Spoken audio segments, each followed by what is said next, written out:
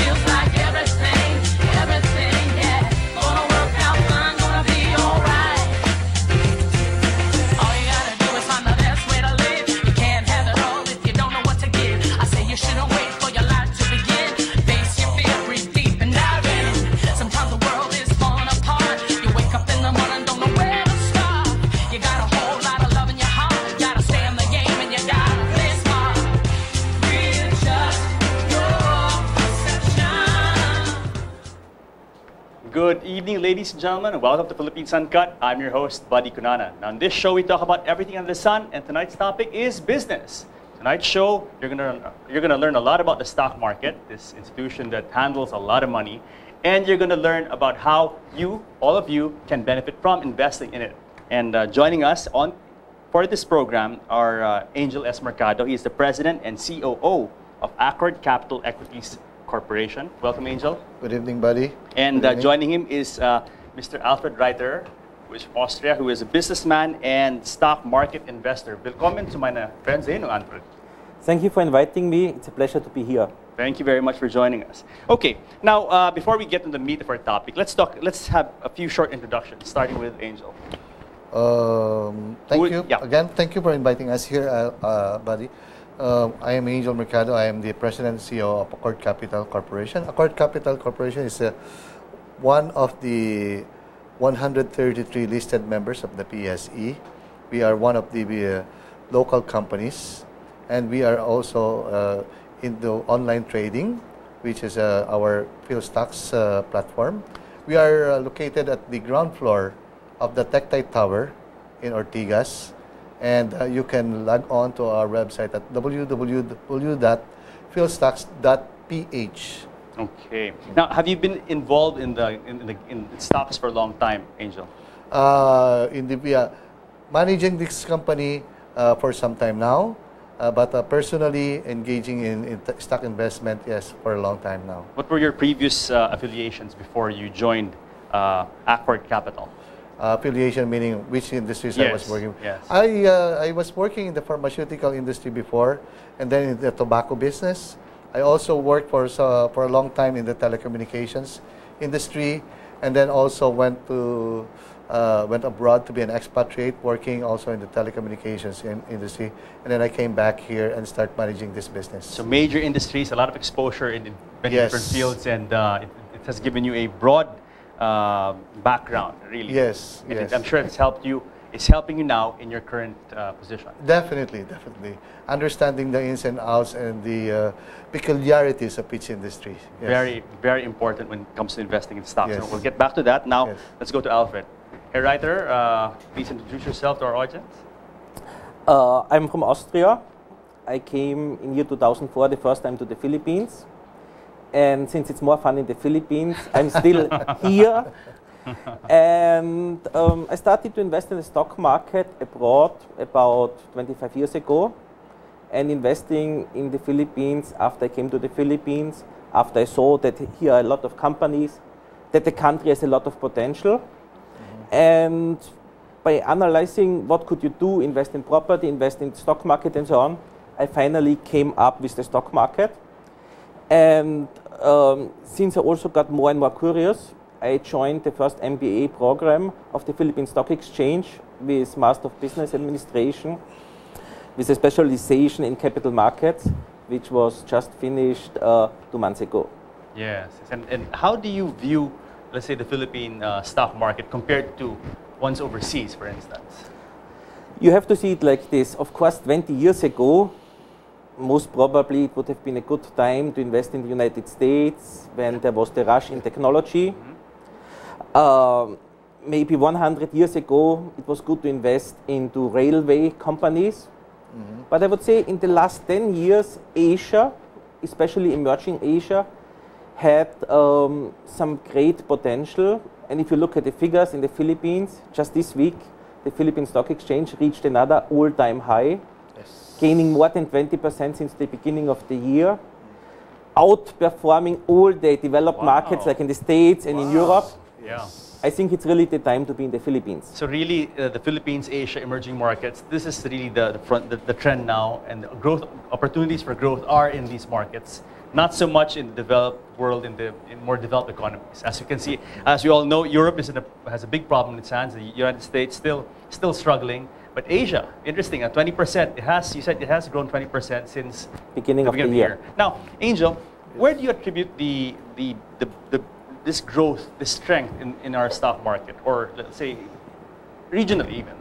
Where is it coming from? Okay, first in the country, whereas before, like Alfred is saying, our market or local stock market is majority of them is dependent on what happens in America, in the U.S. or even in Europe. Sure. But right now, it seems to have its own life, because it's not dependent entirely on the outside market anymore. It has its own forces already. It has its own strength already. Well, credit that to the to our government right now. Yeah. No, but even still, I mean, as you said, it's starting to develop a life of its own. But still, there's no discounting the fact that what happens in the United States, I mean, in this connected world we have now, what happens in the United States will really affect us, and they are still our biggest trading partner. Yes. Philippines. But not as much as before. Okay. Before, when Wall Street goes down, we really go down, but not anymore. There are instances in the past few weeks, in the past months now, that even when Wall Street or Europe is down, the Philippine market is actually going up. So just today, I was just looking at it. We have closed at 5,300 points something. Wow. Yeah. Wow. So. And this really is a good sign, because it points to the maturity of the market, the maturation of the market in the industry. Yes, because again, in the absence of good investment opportunities abroad, foreign companies, foreign investments are now starting to look for good opportunities here in Asia, and Philippines is one of them. Sure, because as investors flee the European markets, correct, flee the United States, they go to places where their money will earn are safe. Yes. And Asia is showing that now. Yes. And plus retail investors, now seeing the strength of the market, are now starting to gain confidence again in the market, and now starting to put in their money again. So our program is really very timely, because, as you said, 20% growth since the start of the year. There really is money to be made in the stock market. You just have to know how to do it. Yes. And the ins and outs of the business in order to really maximize potential from these opportunities. Yes. Now, okay, one of the objectives of our show today is really to explain to the layperson the ins and outs in our limited amount of time, the ins and outs of the stock market. You know, Angel, Alfred, unfortunately, when you say stock market, stock exchange, a lot of people are kind of intimidated by it, because they think it's something that's for the rich, it's something very technical, they don't understand it, hence they'd rather invest in something else. But today, we're going to try to dispel these myths. And let's start with a definition of terms. So at least later on when we start talking about it, people don't get lost. Let's define first, Angel, the following terms: stock market, stock exchange, capital gains, and dividends, dividend payout. Okay, stock market is where the buying and selling of the stocks of each company are done. Okay, it is where the prices of buying and selling prices are established, and it is where the buyers and sellers converge to buy stocks of certain companies. This is the stock market. The exchange is the entity that makes all this happen. They give services to the stockbrokers, to the company that sells their stocks, and to the buying public or buying institutions to make sure that all is done in a fair manner. Okay. That each and every entity of this whole thing is protected. Okay. Now, what's the other one? Capital gain? Capital gains. Capital gains is the money or the capital, the gain that you make for every position that you do. For example, you buy low, you sell higher. High, yes. You make So a that's profit. capital. You make a profit. That's That's your capital capital gain. gains. Okay. Now, dividends. Dividends are the income or the income that you gain as an investor if and when, for example, you buy a stock of a certain company and then they make money for a certain period, for example, first quarter or now first half, and then they would declare, oh, we made money or we surpassed our profit target, so we're happy, we're going to give cash dividends to our investors. And that includes people who bought the stock. Correct. Okay. But there are two things, there are two kinds of dividends. It can be cash dividends or it can be stock dividends. Okay. So it can be, we give you cash, we issue you a check, or we give you additional stocks. Okay, so boosting your position, increasing your position in the Correct. company. Okay, so Correct. basically in a nutshell, two ways you can earn: buy low, sell high. The profit you make, that's one way. And number two is when and if the company decides to release dividends. In Correct. terms of monetary dividend or stock dividend. Correct. Okay, so Correct. those are the two basic ways people earn from the stock market. Alfred, people are probably wondering why do companies list in the first place? What is the reason? The reason is How come there are some unlisted companies? How come other companies are listed? first thing is, of course, if a company wants to grow, Okay. they have to raise additional funds. The easiest way to get additional funds is go to the bank and ask the bank. Okay. But if you ask the bank, you will be the slave of the bank because you have also to pay interest. Of course. And the bank will be very cautious whom they are going to borrow money. But if you have a good idea, some business which is running already well, and you go to the stock market, you sell a certain percentage of your company, you get new investors, they will give you money, and you will share the profit with them. Same like people do it in the regular markets. In the stock market, it's very simple. When you invest in the stock market, you become an owner of a company. Okay. So they raise funds, but they also lose a bit of the company. They give up a little bit of the company, but let's make it simple. Who wants to be 1% shareholder of SM, and who wants to be 1% shareholder of the small Sari Sari store? I prefer to be 1% shareholder of SM than of the Sari Sari store. So, if you want to grow, you have to get additional funds, and as long as you control the majority, you can still run the business like you did it before. Yes, and then, okay, what kind of controls do you have now? Let's say, say you give up a lot of the company. What kind of controls are in place to make sure that, you are able to do what you want with the company? Actually, every year there's a shareholder meeting. Okay. And at the annual shareholder meetings, the majority of the shareholders will elect the board of directors, who will then announce the officers and so on. Every year, every single shareholder is invited to join this meeting, can ask questions to the management, Yes. and based on their votings, there will be a new board. If someone invests more and more money, he might take over the company. Small investors, even with one share, have at least the right to go there and to ask questions. Okay. Remember, buddy, that when you own stocks of a company, it doesn't mean that you can run the company. But during this shareholders meeting, during this annual shareholders meeting that Alfred is saying, That is the one time when all of the shareholders can stand up And voice their opinion of what the company is doing, Okay. can question what the policies of the company is doing, or can even make suggestions. Okay, so actually we encourage all shareholders to attend the annual shareholders meeting. Yes. For But, them- but as Alfred was saying, if the owners of the company still own the majority, Of then, course. then what say this the minority really have? I mean, and by the minority, I mean all the little investors that have bought, as Alfred said, 1% or 0.05% or whatever. Well, like I said, they do not have the to run the company, right? Mm-hmm. But at least their voices will be heard. So when these directors of this company will converge again in their boardroom, they can tackle up important matters that were discussed during the shareholders meeting. Okay. Now, earlier, Angel, you mentioned that the stock exchange was set up in order to ensure that the exchange or the exchange of stocks and the buying and trading of stocks is done in a fair manner, fair and organized manner. Let's talk about stock manipulation. This has happened in the Philippines.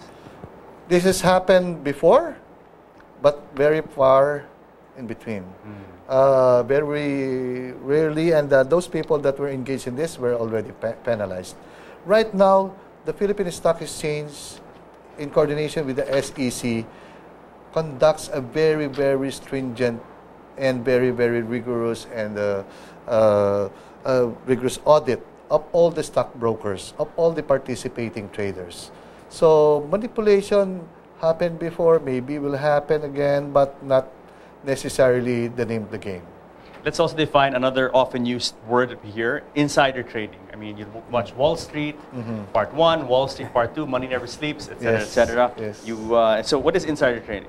Insider trading is when a person or a group, an entity, trades in shares of stocks of a company because they have advanced knowledge of what the company will be doing. Either they will be expanding or selling or have discovered a new wonder drug or something that will help boost the price of their stocks. Or if they Now- know that a company is going south. Or the company is going south. No, that is not allowed because it gives this person or these persons undue advantage in trading. So they can hype it and then just dump the stocks and then it will go down. So unsuspecting retail investors would see the price of the stocks going up, and they would think that it's because there's something big that is going to happen. But unfortunately, there's really none. Some people are just trying to hype it and then earn money from it. So that's insider trading. No? So, but very hard to police. Very hard to. How does the PSC police? It is, I mean, how can you prove that, let's say, an individual made an investment based on illegal information? Well, that part is hard, but the PSE and the SEC has established certain policies or certain practices to make sure that this does not happen. Like, for example, they are monitoring the trades of each company, of each brokers like us, is a stockbroker like us. So if they see something, they have parameters I cannot tell you here. Sure. They see something that is suspicious, they immediately call the attention of the stockbrokers. Like a red flag, something like Red flag, and then they ask you to explain. Why is your client trading in this and that and that? And you have to answer that. Okay. And I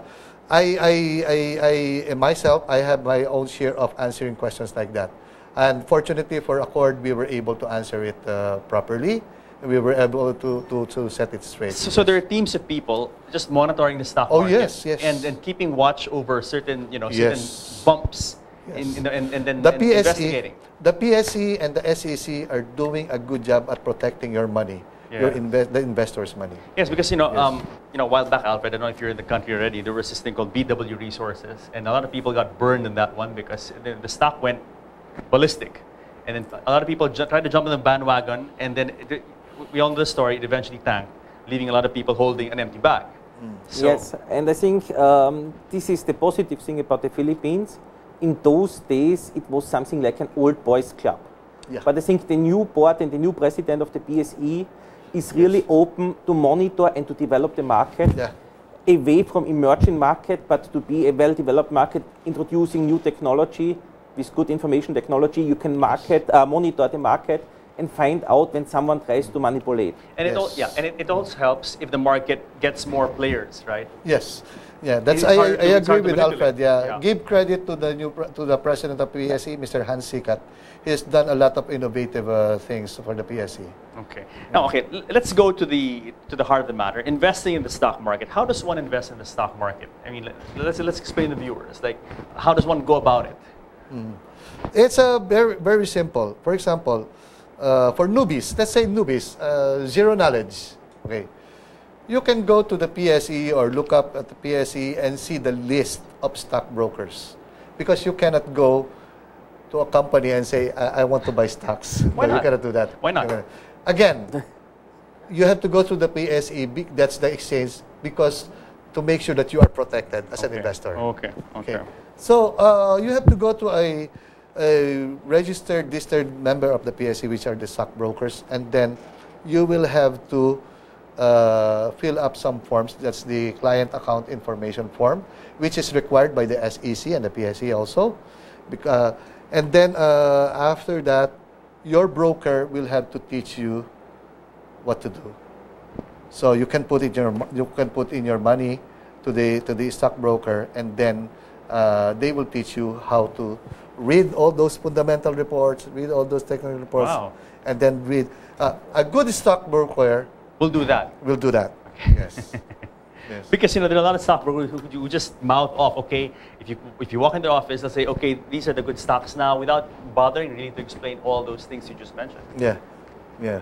But there are very few of them. I would say all these 133 active members of the PSE, they would do that.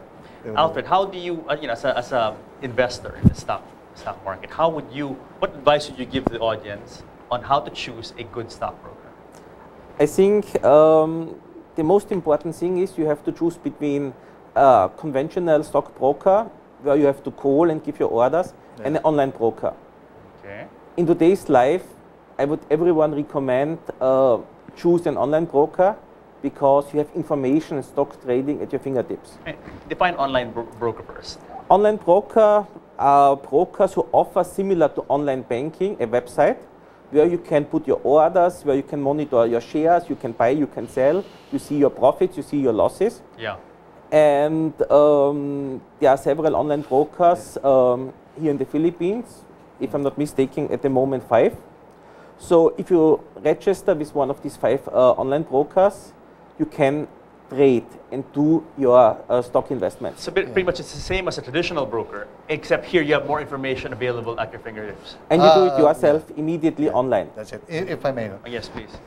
Whereas the traditional stock market trading or brokerage is when you have an agent that you call and then ask, and this agent will give Please you buy me 100 shares of this and that. An online trading, online stock market trading is some sort of a do-it-yourself.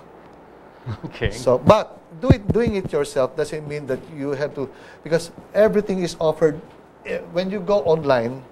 When you go online here, everything that you need is here. Yes. All the information, Yes. the graphs, the charts, the technical analysis, Which is good. the research are here. It forces already. you to learn. Correct. Yeah. Correct.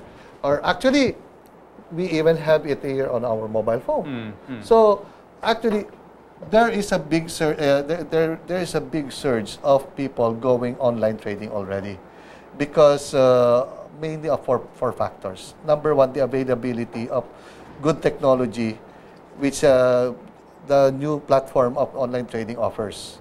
Number two is the availability of these enablers, of these gadgets. Mobile gadgets. Yeah. Sure. Mobile gadgets like Sure. The iPad, the iPhone. Correct. So actually, you can do trading I can do trading while I'm on the car. Okay. What's the third one? And then the third one will be telecommunications companies are now offering very good plans for web browsing, web surfing, okay. internet connections. Mhm. They are even offering unlimited, so you can turn it on all day. And Whereas be before, connected online. yeah, whereas 24/7. before you turn your internet on and off because you are paying by the bytes. And the last one? And the last one would be most investors right now are our age, are More tech savvy. more tech savvy, computer savvy. Now, if you have a Facebook account, if you have an email account, you can actually trade online. Okay, hold that thought. We have to pause for a break. But folks will be back with more of how to invest in the stock market when Philippines Uncut returns. Stay tuned.